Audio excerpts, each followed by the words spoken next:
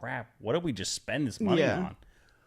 I think, and it's so depressing too, because look at the bank account and like it gives you like the bank account gives you like the pie chart of like how much money you spent in certain categories. That shit is depressing.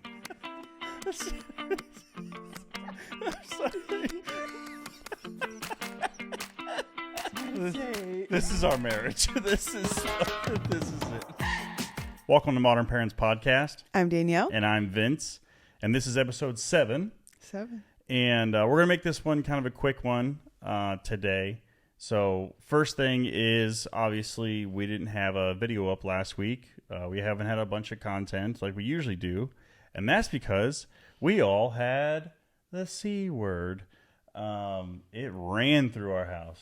Yeah, it was rough. Yeah, we all got like different stages of it too. Oh, yeah. Because like it hit me hard for like 2 days and then I was pretty much fine. Mm-hmm. Same thing with baby girl. She got it like real bad for like 2 days. And then you and the rest of the boys, I mean, you guys had it, like the headache, the like all that stuff. But it just seemed like it lasted longer. Like it wasn't as intense as fast. I had it pretty intense for a day. I just couldn't be bedridden all day. Lies. Well, the boys didn't have fevers or anything, but I think I was pretty equal to you. We just probably not had different yeah, I had to take off work. You didn't have to take off work. I'm just saying. I had to take off hours of work. You're welcome. You got to be at the house. I'm just kidding. But no, we all got the vid, which was not awesome. So we're obviously back, episode 7. We're still kind of dealing with like a little bit of like like I'm calling it the leftovers. The leftovers. That's a good word. Like the boys still have like a little bit of like. I still can't smell or taste anything. Yeah. Like I can't taste anything. Yeah, which is weird. I can taste like the outline of flavor. Yeah. Like it's so weird. And I had that for like a day, like the not tasting, or maybe a couple days. Yeah. But mine's been like 2 weeks. Yeah, you've had it for like 2 weeks. Yeah. So that's interesting. The smell thing is actually like a kind of a curse and a blessing, though. This not being able to smell is kind of nice because there's a lot of smells. There's a lot of people you walk by that got that walk by odor that I don't have to deal with right now, which is super nice. Do you not hold your breath when you walk by strangers? I try to, but I get sprung on people, unfortunately. Like I'll come around a machine or something like that and someone will just be there. And it kind of hits me. Yeah. It whiffs me. I didn't ever hold my breath walking past people until I had kids. And I don't know why. I'm telling you right now, when we're in Walmart or like any you can see them coming. And I know, and you don't want to judge a book by its cover, but like you can. And I like hold my breath and walk by them. Sometimes I'll flat out just avoid them. I don't care who I'm walking past. I hold my breath past anyone. But you got pass out in Walmart. Then you can't hold your breath walking past people. I can though, because I go during the day when not a lot of people are there. That's true. That's true. I could see that. Yeah. So walking past someone in like the same aisle is not always a thing. Yeah, that's true. But I try to avoid it altogether. Yeah. But I feel like when you do have to go to the store, it's like at the peak hours. Right. Yeah. Like everybody and their brother's there. Yeah. So, but yeah. So we all had the vid. We're recovering from that. Being sick after having kids is terrible because you can't just like be sick and miserable and lay in bed and just like get over the sickness. I think that's a you thing more than it is. I miss being sick. You miss the ability to get better, to like lay up and not do anything. Yeah, kinda. Yeah. Yeah. I mean, I have that to an extent where like obviously you do a very good job taking care of everything. So like when I'm like down bad sick, I go lay on the couch and like just get through it. Mm-hmm. The other side of that is I have to go back to work. Like we don't have a choice. Like I'm new at this job, so I don't have a ton of sick time like built up or anything like that. So for me, it's like 24 or 36 hours of absolute misery to get close to the point where I can get back to work. Yeah. Because the other side of this too is like I have employees, so I don't want to get them sick. Yeah. Like so, there's just you can limit your exposure. Exposure. You can limit your exposure to a certain extent by like not leaving or like, you know, we can keep the kids home and like which keeping the kids home makes things harder on you when you don't feel good. So it's just, there's like this trade-off that happens, you know, but for me, it's like I have employees who have kids and grandkids and elderly parents and people, you know, that are not the best health. Right. So there's those outlying factors there that I, as a good manager, try to think about. This is the real definition of modern parents. Yeah, no, for real. What were we saying? Just like I said, I have people. I have employees. I don't want to expose them. Yeah. On top of that too, COVID pay is like gone. Like that companies don't do that anymore. So if I test positive for COVID, I can't go back to work for 5 days. Yeah. So then, that's all out of pocket. Yeah. That's not like, you know, it doesn't count against you. I don't have to take vacation, but if I want paid, I have to. So it's just, the whole thing is fugazi. All right, we're back for the 17th time. All right. So one of the frustrations of trying to shoot a podcast late at night when you co-sleep with kids, sometimes they wake up and decide to fuck your shit up. So anyways, where's mom? Yeah, we're going to get off the whole sickness thing. But yes, that's why we were sick. Why we didn't shoot or post really any content, because between taking care of kids and trying to take care of each other, and, you know, just as much as we love doing this, it's also, you know, when it comes to family, the secondary thing that happens. Yeah. So, you were saying that you missed the ability to be sick. Yeah, kind of, yeah. Like no interruption, and I understand that. And, yeah, it's something that I think all of you out there can relate to. If you're a stay-at-home parent, if you're a working parent, I mean, it's just, you know, it's that season, makes everything more difficult, right? So tips and tricks, if you have them, put them in the comments down below. How your household, your family handles any sort of sickness. And it doesn't have to be the vid. It can be flu season, allergies, cold, whatever, right? Yeah. I mean, it's, you know, we have kids, you know, from under a year all the way to 9, and it's just like they all get hit with different sicknesses, and then they cross-contaminate each other. And then because we co-parent.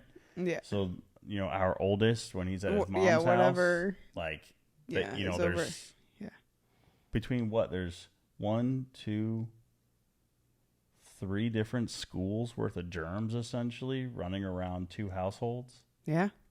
Because Madeline's in high school, right? And then Wyatt's in the older elementary, and then Mimi, and then, you know, these are 2 maniacs.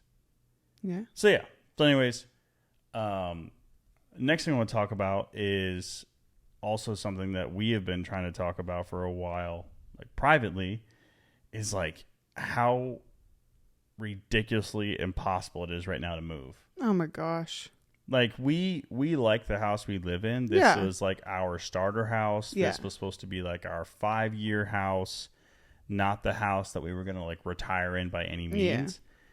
We have sunk a good chunk of change into this house because of issues that were not disclosed and things that we didn't know as first-time home buyers. And our realtor was absolute trash. If I was a pettier person, I would try to call her out in the whole nine. But she was just a sleazy salesperson. Yeah. And we got caught, on some stuff. That's on us. We at the time when we were buying a house, we really like needed to find a house. I can't hear you because you're not speaking loud enough. I said when we bought the house, we were pretty desperate to like buy a house. Yes. We needed. Well, our cars had gotten broken into the last place we were at. Yeah. And then the situation we were in with extended family. Yeah. We were trying we needed to find a bigger place. We were trying to help a bunch of people out. And then it was, trying to raise 3 kids in a, very small 2-bedroom apartment. It just was not awesome. It was 3 bedrooms, but it was 2 bedrooms and like an office. Very small office. But yeah, we were pretty desperate to buy a house. And it was like the difference in renting and owning was not, like $100. Right. It wasn't. Yeah. It was easy to buy a house when we bought our house. Yeah, because we bought in like the middle, like peak purchasing. Like COVID was at an all-time high. People weren't.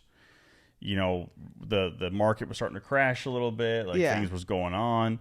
So we bought our house before everything skyrocketed. So like everything, it was a good time to buy a house, but we didn't have time to like really wait it out and like find like. Yeah, because we wanted land and we wanted to we wanted a nice home. Yeah, we didn't. We were on a time crunch. Yeah, we wanted like something a little newer, so we just kind of settled for what we got. Yeah. But now that we're a little more established, we've been in this house now for a couple of years. I do work pretty far from home, so we were like, is there any way we can meet in the middle where we don't have to leave our friends and family too far away? Yeah. But then I could also be closer to work, so I'm not up at 4 a.m. Right. But it's like it's stupid because we could sell our house and make good money off of it. Yeah, but then that money we would turn around and buy the same house. Same kind of house somewhere. Yeah. So we wouldn't upgrade our living situation. Yeah, it would be. It's just the difference now. So when we bought our house, interest rates were extremely low. Oh yeah. So there is no way the interest rate we have now, which is like sub 2%, we would be able to get right now. Yeah. So there's so not only would our payment go up, right, but then our interest rate would be through the roof, which would make our payment even higher. And then property taxes and everything else, like there's it would be very dumb on our part right now. Yeah. Now we can hope and pray that in the next couple of years things start to like chill out a little bit. Yeah. But then I mean right now we just have to kind of ride it out. Yeah, kind of ride it out and like make different changes in the house. Like I think one of the biggest changes we've had to make, and by no means are we like cash strapped. We're nothing like that. We try to pay attention to what we're spending on, why we're spending. We don't want to be house broke. Yeah, like, we exactly. don't want to. Could we go and buy a bigger house? Absolutely. Yes. But then we wouldn't have the extra the extra income that we we can just do of whatever fun things, right.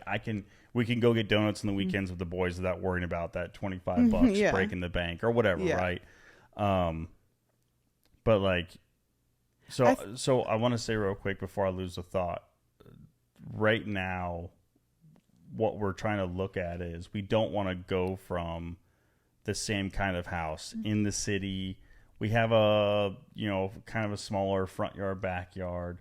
it's enough for the kids to run around in, but it's enough for them to run around in right now because they're under 10 years old. Right. But we want something that's we want a little bit of land, even like an acre of land. But even land went from $3,000 an acre to $10,000 an acre. It's just nuts. Yeah. It's just nuts to try to move and do anything right now. And there's a lot of people that they can't afford their current rent. Yeah. Like rent, it's more expensive to rent right now than it is to own a house. Because I know people who before would sell their house, they would rent like a little dinky apartment for a little bit, build their house, wait for that, like the finished basement to be done, and then they moved into the finished basement while the rest of the house is being built. It's like genius idea. Yeah. There's no way you could afford to do that now. Even like in the small town that we live in, rent is like $2,000 for like maybe a 2-bedroom. It's bananas. It is absolutely bananas to look at that, you know, based on what our mortgage, and our mortgage is very low. It's definitely way cheaper. Yeah. So if we were to try to rent something similar, we would probably pay about $2,000 to rent a house. Yeah, probably even larger. Like, well, I'm saying like rent something that we like size that we have. Right. Even if it was like a duplex, half. You know. Yeah. Yeah, it's wild. It's just nuts. It's becoming so ridiculously hard. And like we were saying earlier, one of the things that we've done is we've pretty much stopped going to Walmart altogether and started going to like Aldi's and like different places, and not that we even have to, but it just got to be so ridiculous. I was so tired of going grocery shopping and spending more money than what we usually would have spent and feeling like I got less things. Yeah, significantly more money, you know, for you. Like very noticeable. Yeah. And I think for you it's kind of frustrating because you're like, what are you spending this money on? And I'm like, I'm literally just buying same things. Yeah, we're not eating like filet mignon. Like we're eating like pork chops and like hot dogs and, you know, just different chicken nuggets and, you know, chicken breast meat, so that way we can, you know, make stuff at home. Like it just became ridiculous. And it's almost at a point now where it would just be cheaper to go eat out every night. Go to a restaurant every night. Yeah, but not. See, I don't think so, because there's times that like I'll eat lunch, or because I really only eat one meal a day, you know, maybe two, and just like McDonald's, for example, right? I stopped the other day to get McDonald's, and I'm pretty basic when I get McDonald's. I get a McDouble, large fry, and a McDouble dollar fry and a Coke. I got a large fry the other day because I had like the app coupon thing, you know. But the whole point is that large fry, or a dollar fry, McDouble, and a Coke was almost $9, and it used to be like $3. That's wild. A McDouble was $1 because the double cheeseburger had an extra piece of cheese on it, so they charged like 30 more cents or something like that. So you could get a double cheeseburger, right, that wasn't on the dollar menu, but the McDouble was. So you can get a McDouble, which is on a dollar menu, a dollar fry, value fry, which is on a dollar menu, small fry essentially, and then any size soft drink was $1. And now it's almost $9, $8. It's crazy. So that's what I'm saying. It's not even worth eating out. You figure if we were to go to Dairy Queen or Culver's or whatever, it costs more money or similar to eat fast food than it does to sit down at a restaurant. Yeah. We went to Heroes here a couple months back, right? And it was like, I want to say it was like $50, $55 for all of us to eat. Yeah. Right? Yeah. And for all of us, you and me to get meals, all the kids got meals, you know, and we had leftovers, right, that we ate the next day. Yeah, that's true. We went to Dairy Queen. It was $58 last time when we all went to Dairy Queen. And that was like, I didn't get ice cream. I think the kids got a chocolate sundae or a twist sundae. It was, we didn't go buck wild. Like we got 2 kids meals, and then you and I got meals. Mm-hmm. It was $58. Yeah, that's true. So that's what I'm saying. Like for $58, how much groceries can you? And that's the things that people are looking at now. It's like for $58, how much is that? That's chicken. That's tortillas. Maybe that's some lettuce. Yeah, a bunch of pasta. Yeah, a bunch of pasta. Yeah. Like there are so many things you can do instead of taking your family out, which is ridiculous. Yeah, which is sad because it is extremely sad. You want to be able to go and do things like that, go to dinner occasionally, and it only gets harder the more like kids you have, the bigger your family is. Yep. Right now, obviously, like we just had a baby. I mean, she's 8 months old now, but we're not buying her meals yet. But here soon, we're gonna be going out to dinner and buying 4. Well, we still got a couple years for that. Well, I know, but I'm saying like it'll get to a point where we will be buying 4 meals, and then Wyatt will be at a point where he's not getting kids meals anymore. Yeah, because he'll be hungry. Yeah. I mean, if the other 2 keep growing like they are, they're gonna be eating larger. Yeah. It's just crazy.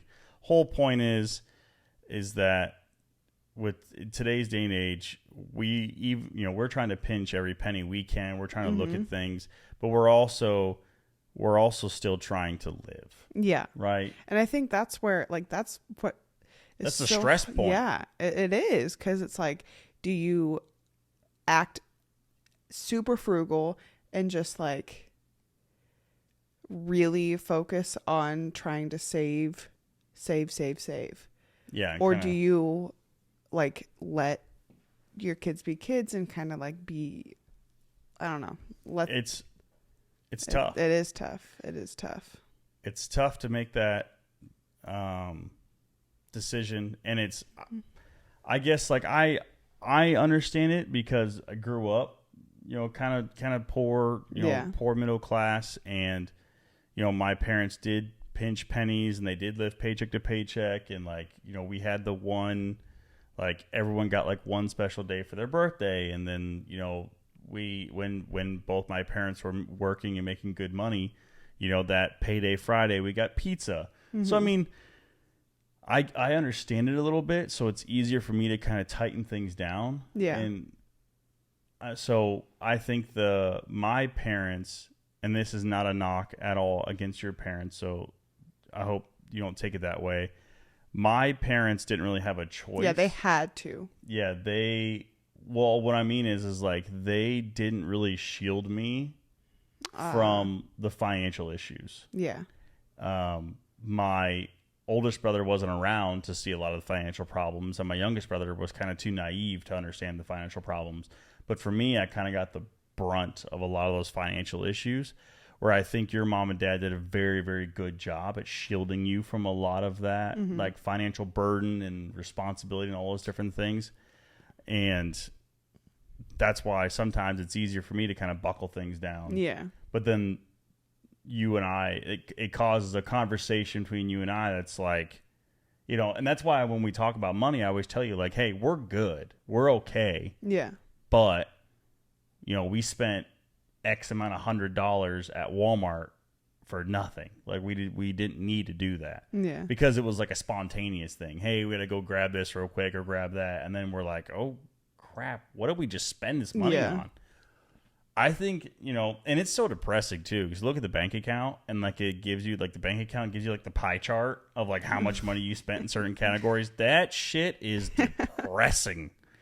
When you look at it, you're like, ooh, why did I do that? Yeah, I didn't realize I spent $100 on McDonald's. Like, ooh, like, and then you start trying to like justify things in your head. Well, I didn't want to go home and cook, and like, the kids were being ornery, so I knew like whatever, like just. So all we're saying is that we feel the struggle too out there. Leave in the comments down below what are you doing with your family to kind of pinch pennies, to cut expenses and costs down. Are you trying to buy a house? Where are you trying to buy a house at? Like,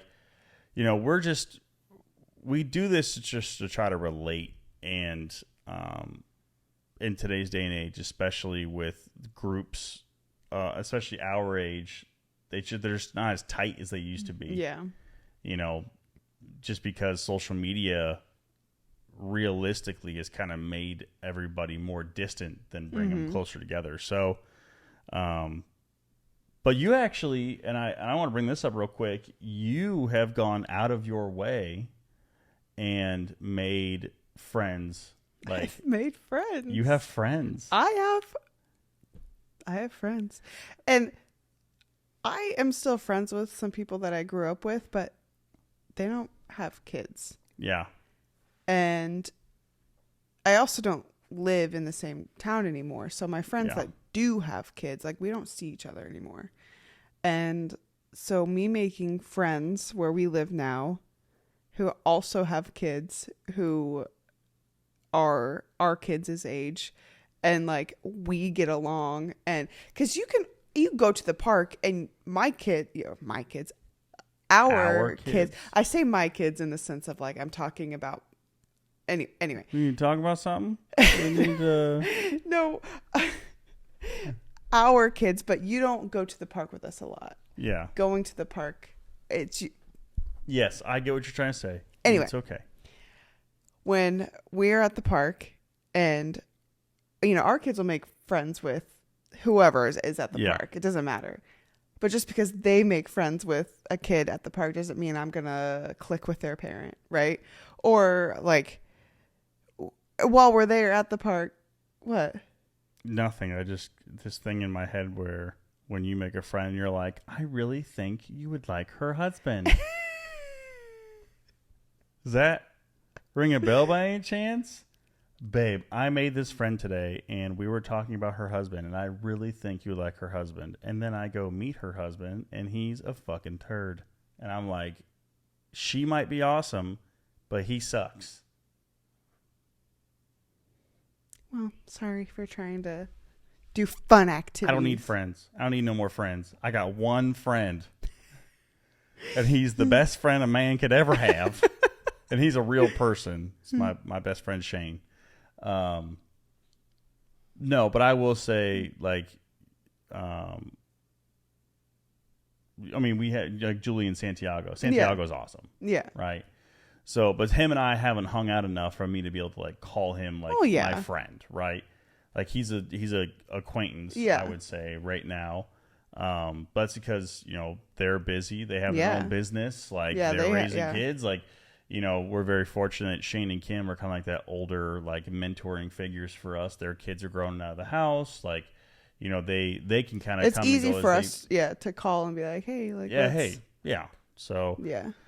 Anyways, God, you got me so self-conscious about that now. I know. Anyways is not a word. Anyway, you were saying, you just because the boys may, find a kid and play with him at the park doesn't mean you're going to like their parents. Yeah, doesn't mean I'm going to be friends with that parent, So it's been nice finding friends who our kids get along with and who I also like actually enjoy being around their parents, and it's fun because we can do things like we could, like today we went and we played all day together. We went to the community thing over at the gymnastics place around here. They played for a couple hours. We went back to their house and they played all day. I mean, we didn't get home till 4:30. And it's just nice. It's so nice to be able to do that. And I think like having kids, it's so important to find people who not only you can relate to, but just like a community of people that you can just, I don't know. I get that. So I've seen kind of both sides of the coin, like previous marriages that I've had. My first wife didn't. She was an introvert and didn't make friends, and it caused a lot of issues for her, and then which then internally caused a lot of issues because, like, I was her only friend. Yeah. Where, with Wyatt's mom, she was from the area, so all her friends were around here. That caused some issues in and of itself, too. But with you, you're close enough to the area you grew up in where you still have some friends, like you said, around. You still see from time to time. But you've really had to make some like extra steps or do some extra things the old school way. Yeah. To like make friends, which I think is very, very hard to do.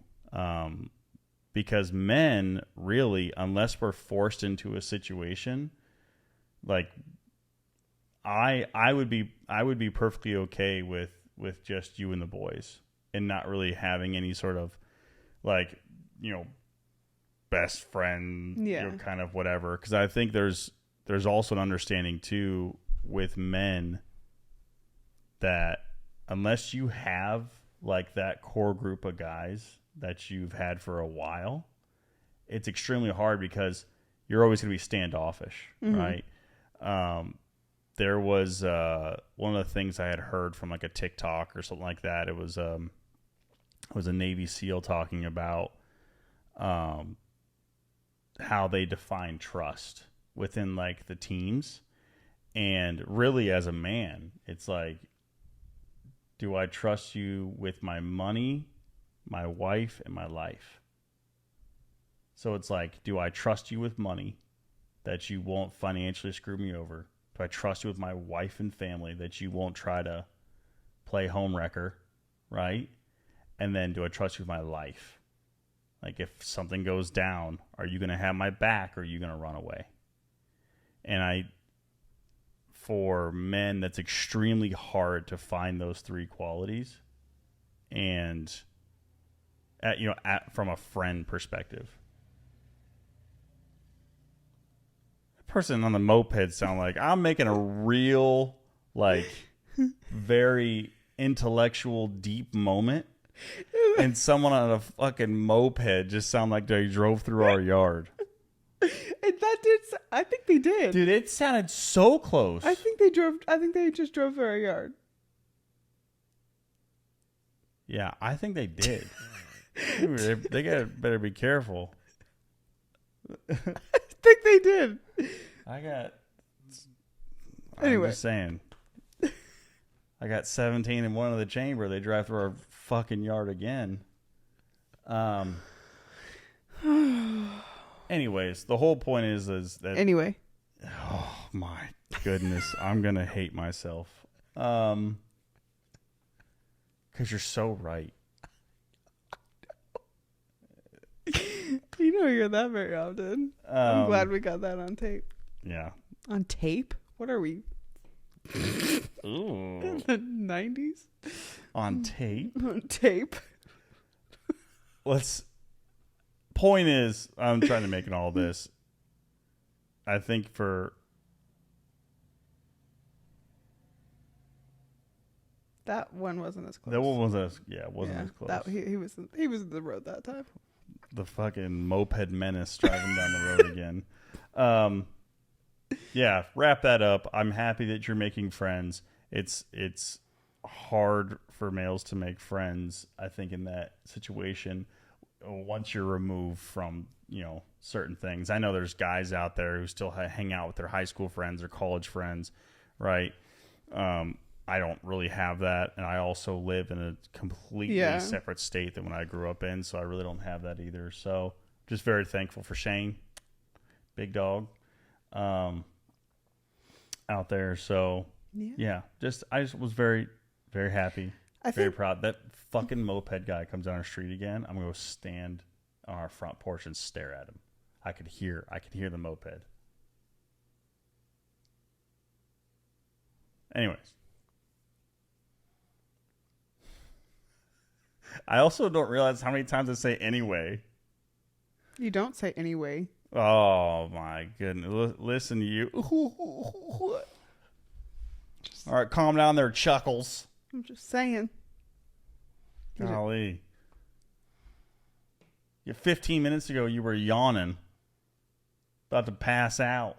Now you're making fun of me. I'm not making fun. I'm just...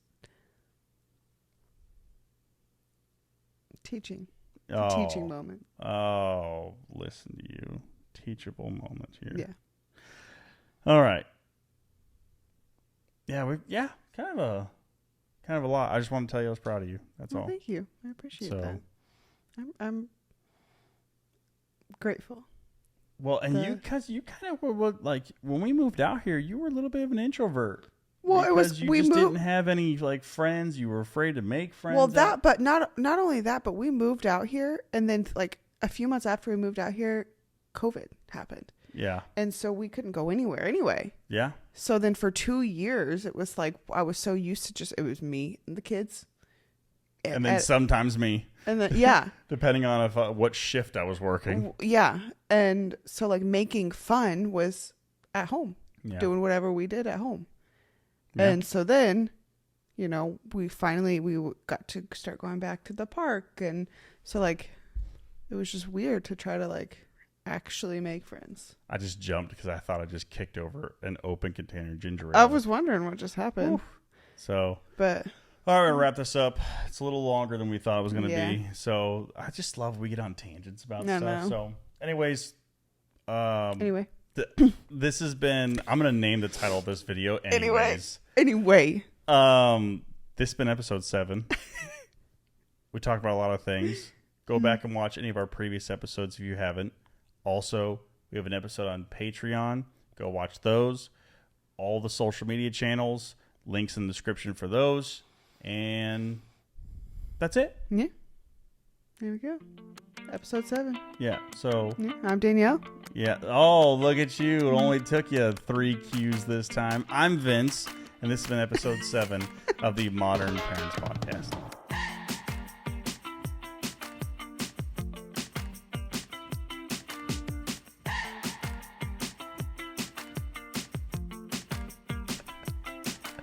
I never know if you're going to quit talking or not.